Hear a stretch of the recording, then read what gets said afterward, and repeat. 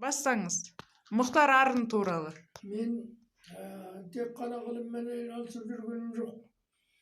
Жоғарғы мектепте сол әдеби тілдің тарихынан лекция оқыдым ғой. Қыздар пединституты өкінде, қыздар пединститутында Алматы, Абай атындағы Алматы пединститутында жарты ставка жұмыс жасадым. Әдеби тілдің тарихынан мына орынайлар оқыпты ғой маған, кеше айтып жатыр.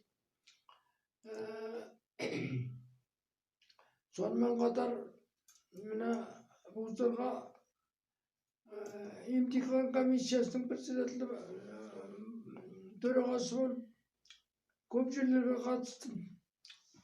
Қарағанды, Ақтөбе, Атырау, Орал, сосын өзіміздің Казгу, Агу, қыздар пединституты осыған бәлен реттен не болдым, төраға болдым емтихан комиссиясының. Соның ішінде Ақтөбеге 3 рет болдым. Болған себебім оның ректоры Арын Мұхтар деген өте бір тамаша адам еді. Осында декан болып тұрды ғой, шет тілдер институтында. Содан жақсы таныс едік. 3 рет шақырып, сонда төраға болдым. Арын деген Мұхтар өте бір мәдениетті оқыған адам еді. Ақтөбеге барып, Ақтөбені қазақландырды. Бұның алдында болған ректор ылғи орыс отделениелерін ашып, қазақ отделениесі жоқ болып, соның бәрін қазақшаға айналдырды ең алдымен. Содан кейін жергілікті жердегі болып кеткен ақындар, атақты адамдарды қалпына келтіруге, соларды насихаттауға көп жұмыс жасады. Соны кеше ана баласы да айтыпты. Әбубәкір Кердер дейтін ақын болған ғой. Соны шығармаларын әр жерден тауып алып, кітап қылып бастырып шығарды. Моласын түзетіп, сол жердегі ақын жазушылардың өте бір көп жұмыс жасаған адам. Мәдениет саласында, әдебиет саласында. Бірақ өмірі қысқа болды.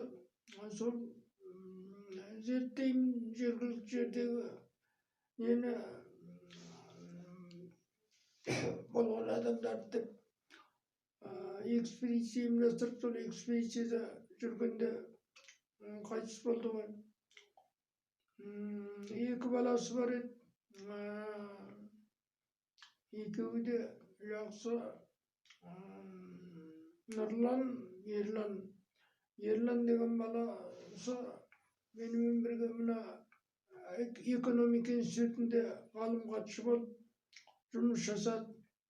Өте бір тамаша жақсы бала еді. Кейін Павлодарда ректор болғанда әкесі сияқты бұ да сонdan өскен ғалымдардың өмірбаянын бәрін жинап, әсіресе кімді